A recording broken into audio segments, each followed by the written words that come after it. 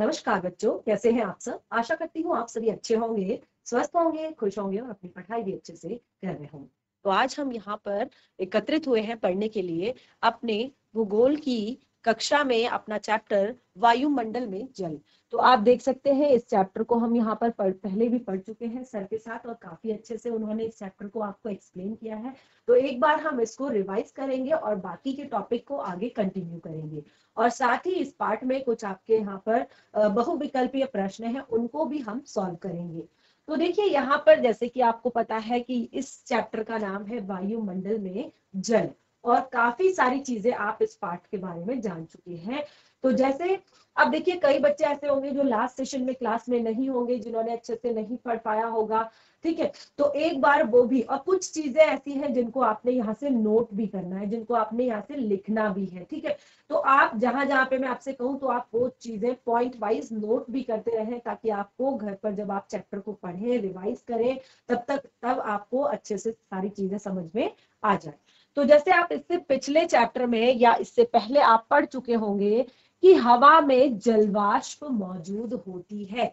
तो ये सारी चीजें आप क्लास 6 में भी पढ़ते हैं कि किस तरह से वर्षा होती है, किस तरह से जो हमारे आसपास का जो एनवायरनमेंट है, हमारे आसपास का जो वातावरण है, उसमें क्या होता है, जलवाष्प मौजूद होती है, एक नमी होती है, ठीक है ना।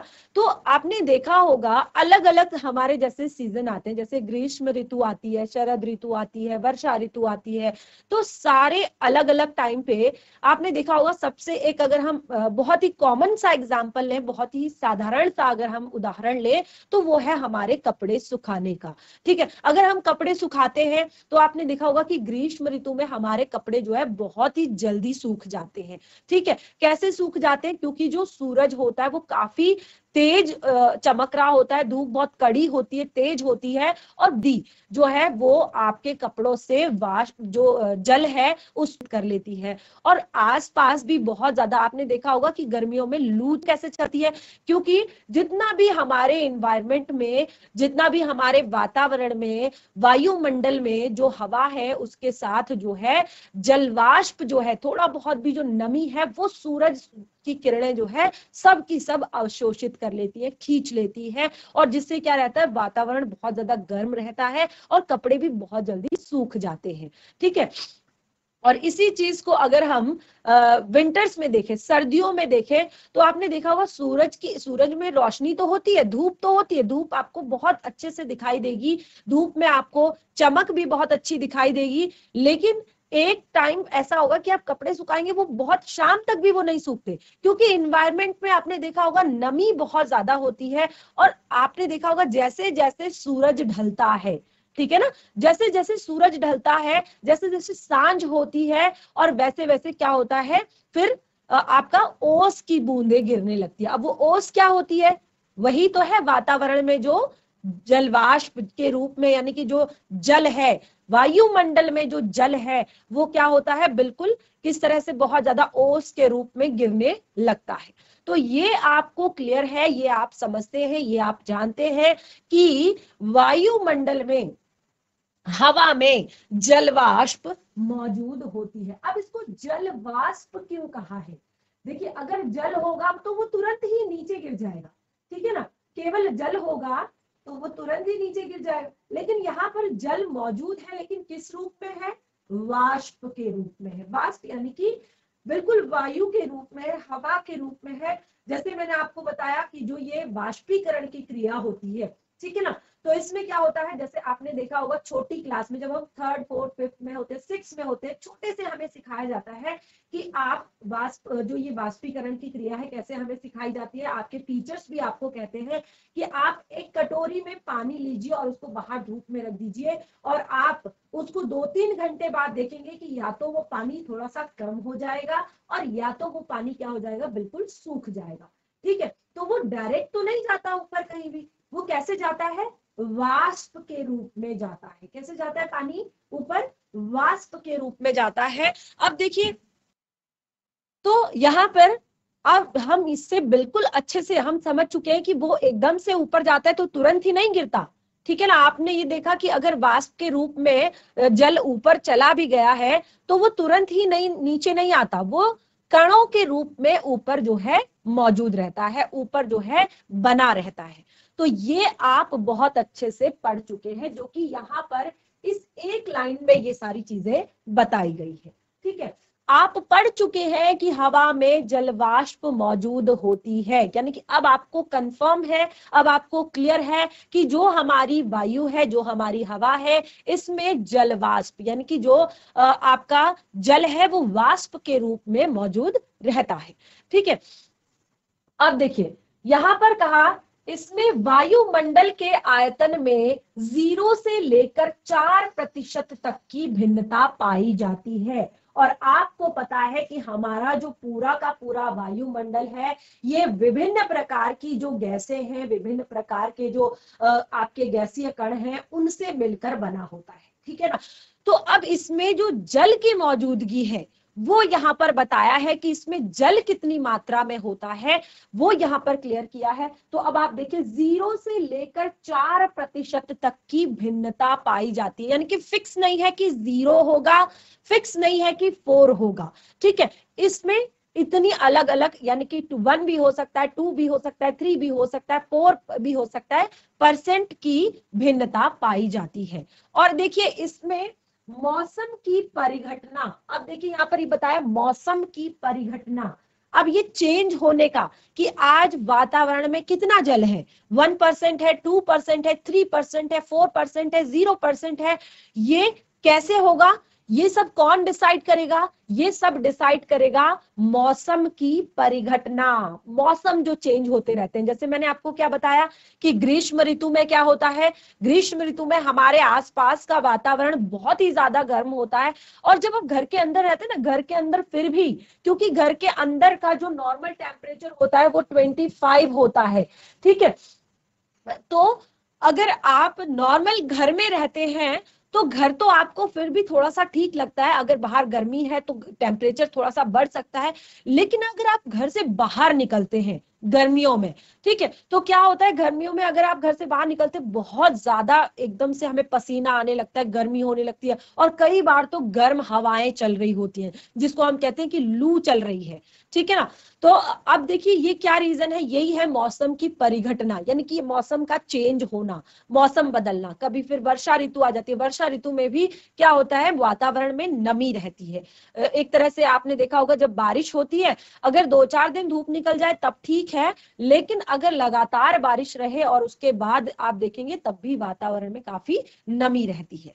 तो इसी से ये जो इसकी भिन्नता जो है वो इसी पे निर्भर होती है कि जिस तरह का मौसम है उतनी जल की मात्रा जो है, जलवाष्प की मात्रा जो है हमारे इन्वायरमेंट में, हमारे वातावरण में होगी।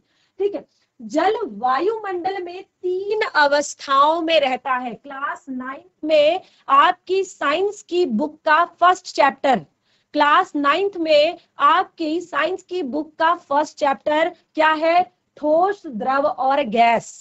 ठीक है, पढ़ा है आप सभी ने, पढ़ा है ना आप सभी ने इन सब चीजों के बारे में, हैंड रेस करके बताएंगे मुझे केवल, आप सभी ने पढ़ा है इसके बारे में ना।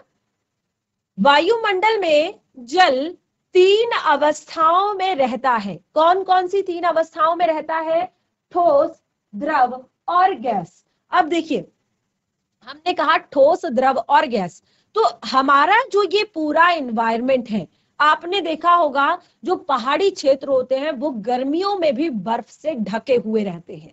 ठीक है ना, तो वो कौन सी अवस्था है जल की, वो कौन सी अवस्था है जल की।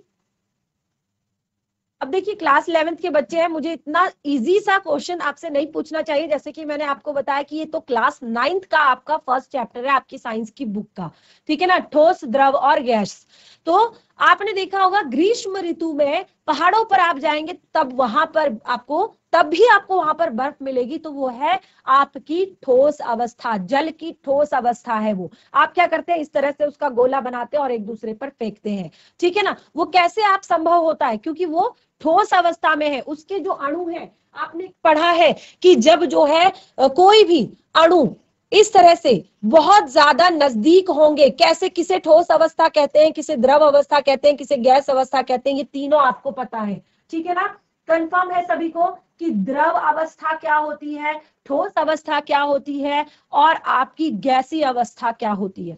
ठीक है, आपका इस तरह से किसी भी बर्फ को उठाकर इस तरह से गोला बनाना और एक दूसरे पर फेंकना, ये किस बात का सबूत है? ये है कि यहाँ पर जो जल के कण हैं, जो जल के अंदर जो भी अणु हैं, वो क्या है, बहुत ज्यादा पास पास है, बहुत ज्यादा नजदीक है, तो इसीलिए वो क्या है, ठोस अवस्था है। अब वो वाली बर्फ तो फिर भी ऐसा है कि उसको आप आकार दे सकते हैं, ठीक है ना, उसको आप आकार दे सकते हैं। आप उसका आपने देखा होगा कि जो बर्फ का एक पुतला बनाया जाता है, ठीक है ना, तो अलग अलग तरह के आप उससे डिजाइन बना सकते हैं। लेकिन जब आप अपने फ्रीजर में पानी जब एक तरह से फ्रीज होने के लिए रखते हैं, पानी जमाने के लिए रखते हैं, तो वो बर्फ इतनी ज्यादा स्ट्रांग होती है, इतना ज्यादा टाइट होती है कि आप अगर उसको किसी के ऊपर फेंक के मारेंगे तो उसे चोट लग जाएगी, ठीक है ना। तो आप समझ सकते हैं ये है आपके जल की ठोस अवस्था, ठीक है।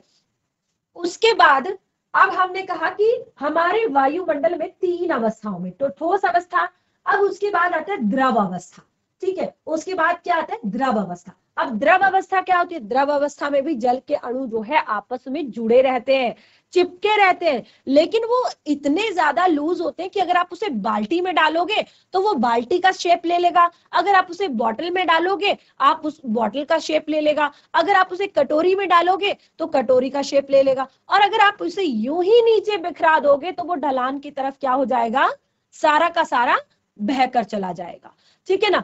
तो ये होती है द्रव अवस्था, जिसमें क्या होता है, अणु जो है थोड़ा सा लूज होते हैं।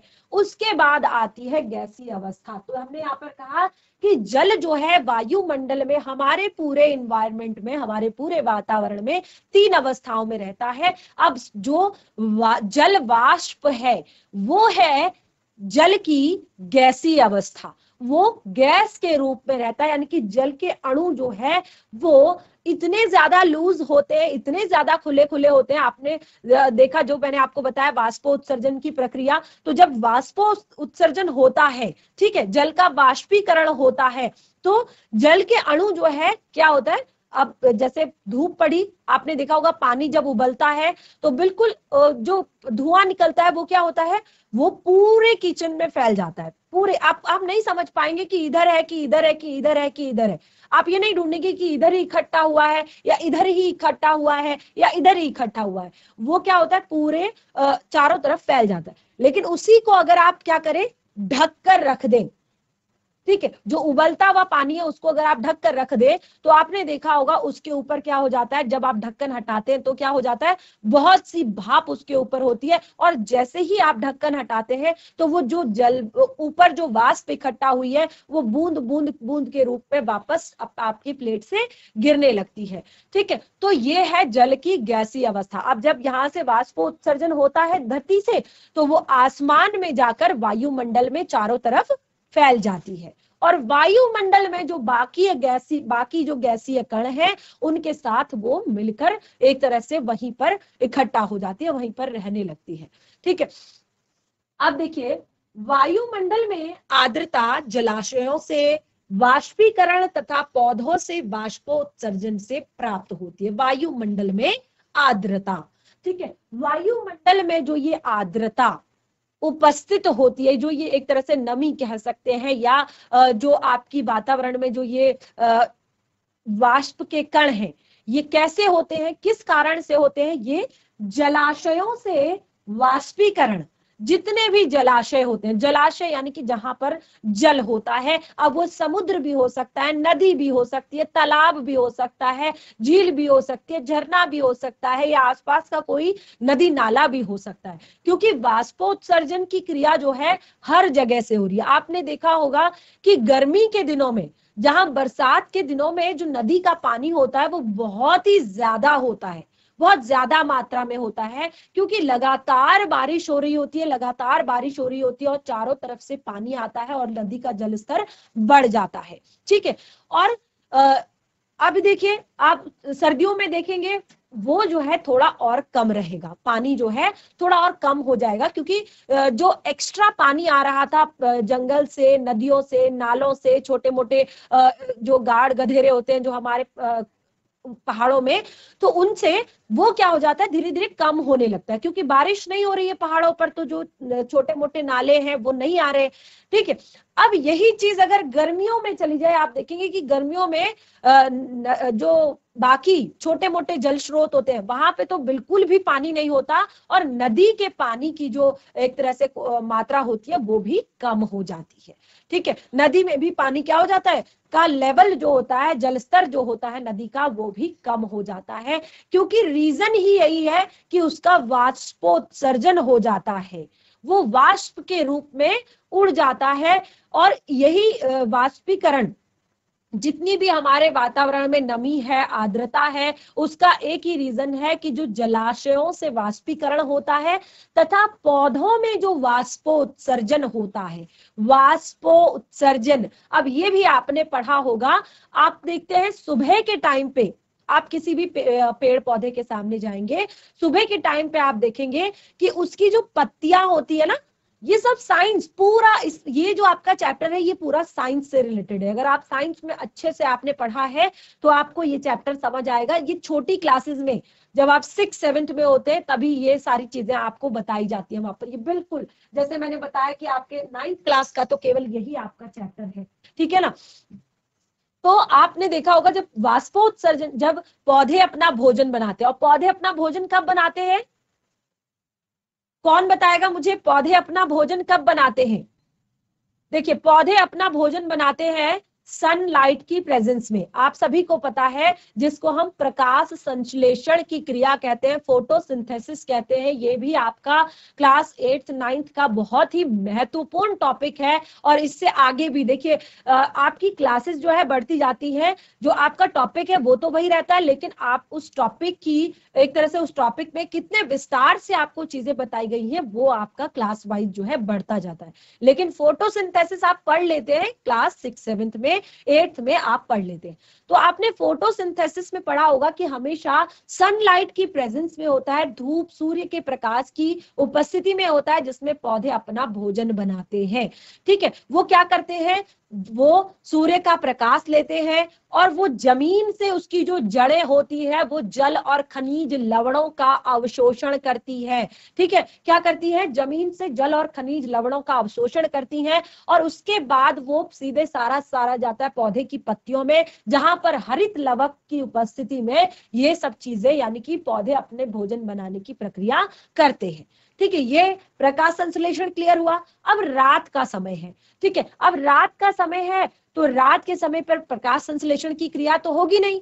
ठीक है, अब जितना भोजन बनना था वो बन गया, अब वो भोजन जो है वापस से पौधे की विभिन्न भागों तक जाएगा और एक तरह से पौधे को पोषण प्राप्त होगा। लेकिन जो एक्स्ट्रा वाटर है, जो वो एक्स्ट्रा पानी जमीन से अवशोषित कर लेते हैं, एक्स्ट्रा जल जो है जमीन से अवशोषित कर लेते हैं, आपने देखा होगा सुबह के समय में जो पत्तियां होती है उनके ऊपर जो है वाटर ड्रॉप्स होती है, पानी की बूंदें होती है। वो पानी की बूंदें क्यों होती है, क्योंकि जो पत्ते पर छोटे छोटे रंध्र होते हैं, छोटे छोटे छेद होते हैं, उनसे वो पानी बाहर निकाल दिया जाता है, क्योंकि वो एक्स्ट्रा वाटर होता है और फिर वो पानी भी अवशोषित हो जाता है। तो उसको कोई साफ करने नहीं आता, उस पानी को कोई हटाने नहीं आता, वो पानी क्या होता है, वो पानी भी अवशोषित हो जाता है। अब जितने सारे पौधे हैं, जितने सारे पेड़ हैं, जितने वन हैं, आपने देखा होगा इस तरह से क्या होता है कि जलाशयों से और पौधों में वाष्पोत्सर्जन से प्राप्त होता है। जो पौधों से वाष्पोत्सर्जन होता है यानी कि पौधे की पत्तियों पर जो जल एकत्रित है उससे जो वाष्पोत्सर्जन होता है, उससे हमारे वातावरण में क्या होती है, नमी होती है, आर्द्रता होती है। इस प्रकार वायुमंडल, महासागरों और महाद्वीपों के बीच लगातार जल का आदान प्रदान, वाष्पीकरण, वाष्पोत्सर्जन, सघनन और वर्षा की प्रक्रिया से होता है। ठीक है, तो ये तो अब आपको बहुत अच्छे से क्लियर हो चुका है कि ये जो सारी प्रोसेस है, ये जो सारी प्रक्रिया है, ठीक है, इससे क्या होता है, जो वायुमंडल है वो क्या करता रहता है, वो आदान प्रदान करता रहता है जल का। अब देखिए, जैसे हमने कहा कि गर्मियों में जो जलाशय सूख गए थे, ठीक है, ग्रीष्म ऋतु में जो जलाशय बिल्कुल सूख गए थे, वर्षा ऋतु आते ही वो जल से फिर से लबालब भर जाते हैं। कैसे भर जाते हैं, क्यों भर जाते हैं? क्योंकि अब देखिए, जो हमारे वाष्पोत्सर्जन की प्रक्रिया से सारा जल जो वायुमंडल में गया था, अब वो वर्षा के रूप में पुनः पृथ्वी पर आ जाता है। ठीक है ना, ये क्लियर हुआ आपको कि वो वर्षा के रूप में पुनः पृथ्वी पर आ जाता है। और इस कारण क्या होता है, महासागरों और महाद्वीपों के बीच लगातार जल का आदान प्रदान होता रहता है। एक टाइम पे जब गर्मियां आती हैं तो जल वाष्प के रूप में एनवायरमेंट में, वातावरण में चला जाता है, और जब फिर वायुमंडल में चला जाता है, और जब फिर वर्षा होती है तो वायुमंडल से पुनः धरती पर आ जाता है।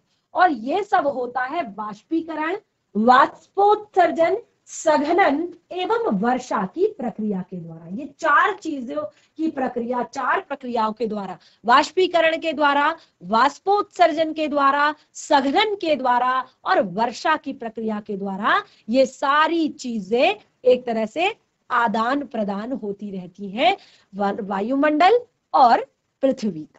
ठीक है ना, तो ये आपका पहला जो आपका इतना पार्ट था, मुझे लगता है काफी अच्छे से आप लोगों को क्लियर हो चुका होगा, और इसमें बहुत सारा टफ कुछ भी नहीं था।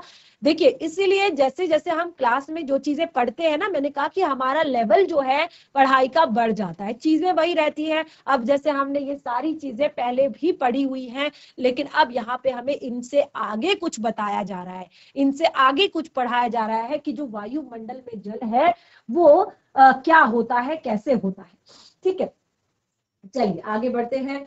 तो अगला आप पैरा शुरू करते हैं। हवा में मौजूद जलवाष्प को आर्द्रता कहते हैं। ठीक है, जितनी भी हमारी हवा में जो जलवाष्प मौजूद है, हमारे आसपास की जो हवा है, उसमें जो जलवाष्प है उसको हम कहते हैं आर्द्रता। क्या कहते हैं? आर्द्रता कहते हैं। और मात्रात्मक दृष्टि से इसे विभिन्न प्रकार से व्यक्त किया जाता है। मात्रात्मक दृष्टि से यानी कि कितनी मात्रा में है, ठीक है, कितनी मात्रा में है उस दृष्टि से कभी कम भी हो सकती है, कभी ज्यादा हो सकती है। जैसे मैंने क्या बताया था कि 0 से लेकर 4 तक, ठीक है, 0 से लेकर 4 तक अलग अलग होती है। क्या बताया था कि भिन्नता पाई जाती है 0 से लेकर 4 तक। तो यहाँ पर इसकी कम या ज्यादा, इसका कम या ज्यादा होना क्या होता है, जो इसको अलग अलग तरह से व्यक्त किया जाता है। और यहाँ पर कहा विभिन्न प्रकार से व्यक्त किया जाता है इसके कम या ज्यादा होने पे। इसको वायुमंडल में मौजूद जलवाष्प की वास्तविक मात्रा को निरपेक्ष आर्द्रता कहते हैं। एक जो रियल क्वांटिटी है, देखिए जैसे हम कहते हैं ना पीएच, तो जो अगर आपका हम कहते हैं कि 7 से नीचे होगा तो आपका अम्लीय होगा, और उससे ऊपर होगा तो क्षारीय होगा। ठीक है, और बैलेंस पीएच हम बताते हैं। तो बिल्कुल सेम चीजें हैं यही यहाँ पर कि एक बैलेंस जो आपकी आर्द्रता है, एक बैलेंस जो आपकी आर्द्रता की मात्रा है, उसको हम कहते हैं निरपेक्ष आर्द्रता। तो ये आप एक पॉइंट के रूप में लिख सकते हैं, एक पॉइंट इसको लिखा जा सकता है कि वायुमंडल में मौजूद जलवाष्प की वास्तविक मात्रा को क्या कहते हैं। अब देखिए, आपका 1 नंबर का क्वेश्चन आ सकता है, या आपका टिक मार्क में बहुत सारे ऑप्शन आपको आ सकते हैं इसमें। तो ये छोटी छोटी चीजें आपने क्या करनी है, यहाँ पर ये छोटी छोटी चीजें आपने नोट करनी है, अंडरलाइन करनी है, पॉइंट बनाकर आपने लिखने हैं। ठीक है, तो इसको कहा जाता है निरपेक्ष आर्द्रता। यह हवा के प्रति इकाई आयतन में जलवाष्प का वजन है। अब देखिए, इसको कैसे मापा जाता है, इसको कैसे निकाला जाता है कि आपका कितना बैलेंस, एक तरह से आर्द्रता आपकी एक वास्तविक मात्रा को कैसे निकाला जाता है। अब देखिए, हमने कहा कभी कम भी होती है, कभी ज्यादा भी होती है, कभी अब जैसे अगर 2 दिन से लगातार बारिश हो रही है, अगर गर्मियों में भी, तो भी थोड़ा बहुत वातावरण में नमी बढ़ जाती है। ठीक है ना, तो कैसे इसको हम बैलेंस मानेंगे, एक फिक्स, एक वास्तविक मात्रा कैसे निकालेंगे, वो है यह हवा के प्रति इकाई, ठीक है, हवा की प्रति इकाई आयतन में, जो हवा का 1% में, ठीक है, प्रति इकाई यानी कि 1%, जो हवा के 1% में, प्रति इकाई का अर्थ होता है 1%। तो हवा के प्रति इकाई आयतन में जलवाष्प का वजन, जितना हवा की प्रति इकाई में, यानी कि 1% वायु हम लेंगे और उसमें जलवाष्प की जितनी भी क्या होगी मौजूद जो मात्रा होगी, जितना भी एक तरह से जितना भी जलवाष्प मौजूद होगा उसको हम वेट करेंगे, वजन उसका करेंगे, तो उतना उसको हम मापेंगे, ठीक है ना, उसको हम मापेंगे तो वो हमारी निरपेक्ष आयतन आर्द्रता कहलाएगा। वो क्या कहलाएगा? हमारा निरपेक्ष आर्द्रता।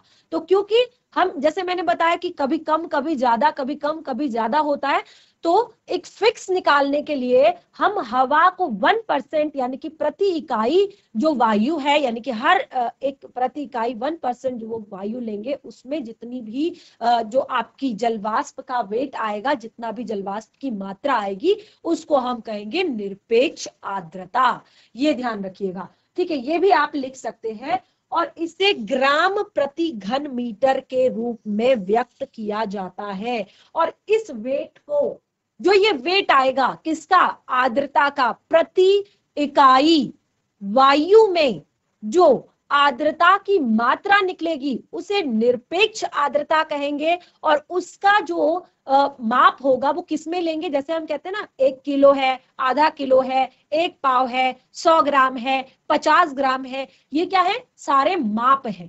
तो इसको हम किस में मापते हैं? आपने पढ़ा होगा, अभी आप क्लास 11th में है, आपके जो बहुत सारे माप होते हैं, आप फिजिक्स में पढ़ते हैं, बहुत सारे माप होते हैं, आपकी बुक के पीछे लिखे होंगे कि आप किसको कैसे किस में मापते हैं, ठीक है ना। तो बिल्कुल इसको हम जो जलवाष्प का वजन है उसको हम मापते हैं ग्राम प्रति घन मीटर के रूप में, ग्राम प्रति घन मीटर के रूप में, ठीक है, व्यक्त किया जाता है। हवा द्वारा जलवाष्प को ग्रहण करने की क्षमता पूरी तरह से तापमान पर निर्भर होती है। देखिए ये आपको पता चल गया है कि हवा द्वारा, ठीक है, हवा द्वारा जो आपका जलवाष्प है उसको ग्रहण करने की जो मात्रा है, ठीक है, उसको ग्रहण करने की जो मात्रा है वो पूरी तरह से किस पर निर्भर होती है? वो टेम्परेचर पर निर्भर होती है। तो ये चीजें भी मैं आपको शुरुआत से ही बता रही हूं कि जैसे जैसे आपका टेम्परेचर बढ़ेगा ऐसे ऐसे क्या होगा, आपके वातावरण में जो नमी होगी वो घटेगी, ठीक है ना। क्यों घटेगी? क्योंकि सारा पानी क्या हो जाएगा? एब्जॉर्ब हो जाएगा, चाहे चारों तरफ का जितना। तो तभी गर्मियों में लू चलने का रीजन जो मैंने आपको बताया, ठीक है, क्योंकि क्या हो जाता है, वातावरण में जो चीजें होती है, नमी होती है, वो एब्जॉर्ब हो जाती है। और आपने देखा होगा आजकल तो हम बहुत सारी चीजें देखते हैं जिसमें हमें बाहर विदेशों की भी चीजें दिखाई देती है। कहीं पर इतनी ज्यादा गर्मी होती है, आपने देखा होगा वहां पे दिखाया जाता है कि किस तरह से जो बाहर रखी हुई चीजें है ना वो अपने आप पिघल रही है। वो प्लास्टिक की चीजें हैं या कोई भी ऐसी चीजें, वो अपने आप क्या हो रही है? पिघल रही है। तो कैसे पिघलती है वो? सबसे पहले क्या होगा? जो वातावरण, इन्वायरमेंट की जो नमी है, वातावरण की जो नमी है वो अवशोषित होगी, ठीक है। फिर जो भी चीज रखी गई है, क्योंकि कोई भी चीज है उसमें भी कुछ ना कुछ आपके जल के कण या कुछ ना कुछ चीजों से वो भी मिलकर बना होगा, ठीक है, तो वो होगा, तो उसमें से भी वो चीजें निकल जाएंगी। अब केवल और केवल जो ऐसी चीज बचेगी जो उस तापमान को सहन नहीं कर पाती है, तो वो क्या हो जाएगा? पिघल जाएगा। वो क्या हो जाएगा? पिघल जाएगा। तो यही यहां पर हमने बताया कि जलवाष्प को ग्रहण करने की क्षमता, कि कितना ज्यादा जो जलवाष्प है, ये हवा, ये हमारी जो हवा है, ये कितना ज्यादा जलवाष्प ग्रहण कर सकती है, ये सब टेम्परेचर पर निर्भर करता है, तापमान पर निर्भर करता है, ठीक है।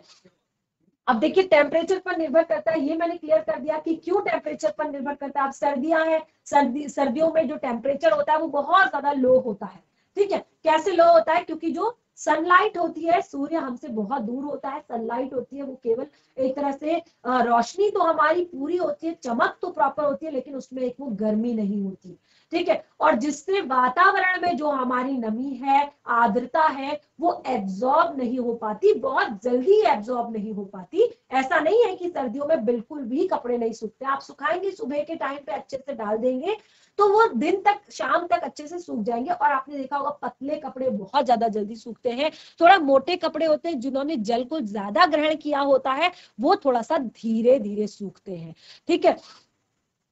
तो ये हमने बताया कि ये पूरी तरह से टेम्परेचर पर निर्भर करता है। सर्दियों में टेम्परेचर कैसा होता है उस हिसाब से, गर्मियों में टेम्परेचर कैसा होता है उस हिसाब से, वर्षा ऋतु में टेम्परेचर कैसा होता है उस हिसाब से, ठीक है ना। अब देखिए, निरपेक्ष आर्द्रता पृथ्वी की सतह पर अलग अलग स्थानों में अलग अलग होती है। जाहिर सी बात है, क्योंकि अलग अलग स्थानों का टेम्परेचर अलग अलग होता है। अब आप आज भी पहाड़ों पर जाएंगे, मुझे लगता है अगर आज भी आप जो पिथौरागढ़ के कुछ डिस्ट्रिक्ट्स हैं या हमारे जितने भी पहाड़ी क्षेत्र हैं, ठीक है, तो वहां पे अगर आप जाएंगे जैसे उत्तरकाशी या इधर ऐसी जगहों पर जाएंगे जहां पर आपको लगता है कि बहुत ज्यादा एक तरह से सर्दियों में बहुत बर्फ पड़ती है, तो अगर आप वहां पर ग्रीष्म ऋतु में भी जाएंगे ना, तो वहां पर तब आपको तब भी ठंडा ही लगेगा। वहां पे तब वहां का एनवायरनमेंट जो है इतना ज्यादा गर्म नहीं होता है गर्मियों में भी।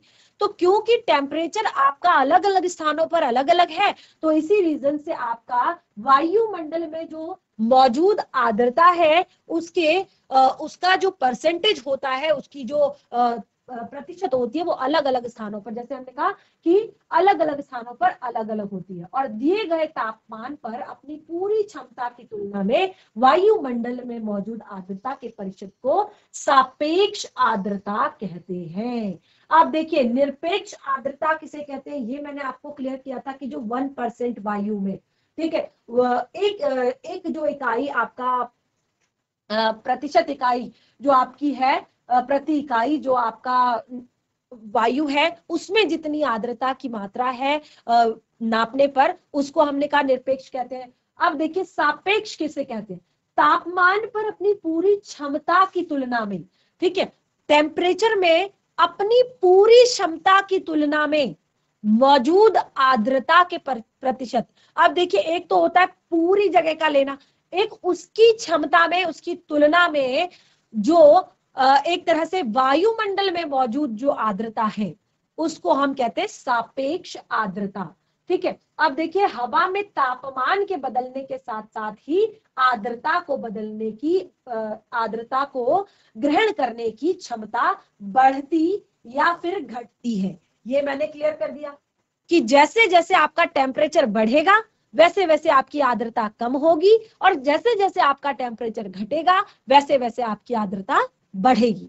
तो हवा में तापमान के बदलने के साथ साथ जब टेम्परेचर चेंज होता है, तापमान बदलता है, तापमान परिवर्तित होता है, उसी तरह से आर्द्रता को बढ़ने की, आर्द्रता के बढ़ने की या घटने की क्षमता जो है, वो एक तरह से आर्द्रता को ग्रहण करने की जो क्षमता है, या बढ़ने की या घटने की, कम है या ज्यादा है, वो क्या है, बदलती रहती है, चेंज होती रहती है, ठीक है। तो इस तरह से आज हमने यहाँ पर बहुत ही कॉमन, बिल्कुल सामान्य जो हमारी भाषा है उसमें हमने वायुमंडल में उपस्थित आर्द्रता के बारे में जाना। और जैसे कि आपको पता है कि सर तो आपको बहुत अच्छे से क्लियर करते हैं सारी चीजें, तो बाकी के टॉपिक को आगे कंटिन्यू करेंगे नेक्स्ट सेशन में। तब तक के लिए धन्यवाद, आपका दिन शुभ हो।